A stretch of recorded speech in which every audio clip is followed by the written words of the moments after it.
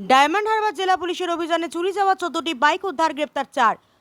Like share follow করুন ফেসবুকে rgm.news। Diamond Harbour জেলা পুলিশের অভিযানে চুরি যাওয়া 14টি বাইক উদ্ধার, গ্রেপ্তার 4। সম্প্রতি মহেশতলা, বজবজ এবং নোদাখালী থানায় অভিযোগ আসছিল বাইক চুরির ঘটনার।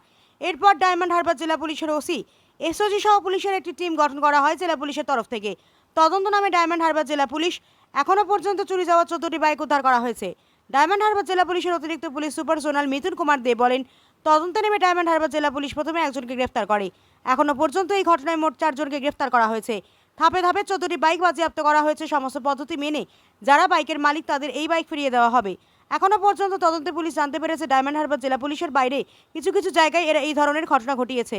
সুন্দরবন এলাকায় কিছু বাইক বিক্রি করতো তারা। যারা যারা জড়িত রয়েছে তারা গ্রেফতার হবে। মহেশতলা থেকে শেখ মনির রিপোর্ট, rgm.news।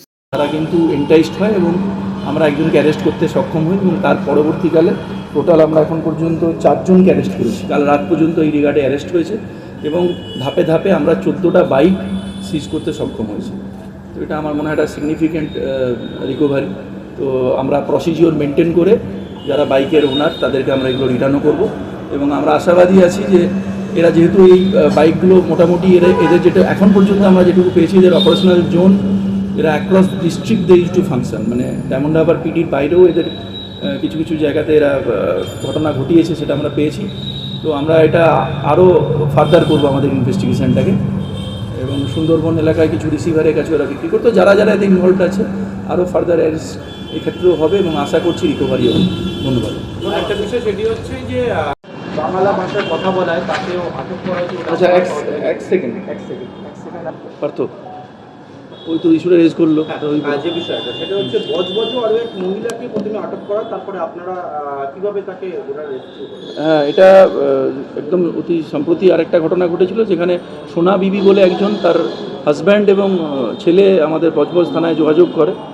তো তখন তারা বলে যে ওখানেতে ওই সোনা বিবি উনি পরিচারিকা এবং একটা মলে কিছু কাজ করছিলেন এবং ওকে ভাষাই পুলিশ স্টেশনে আটক করা হয়েছিল ওনাকে।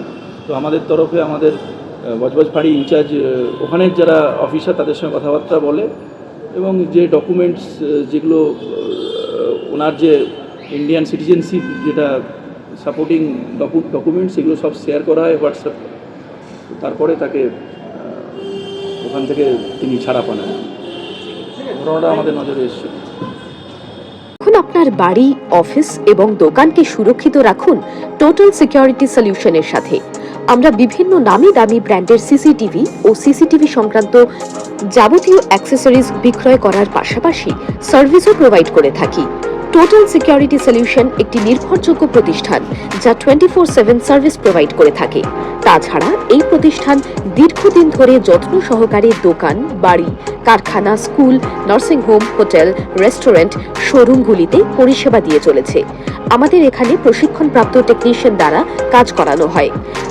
আমাদের ঠিকানা গার্ডেন রিচ, মেটিয়া ব্রুজ, কলকাতা 700024।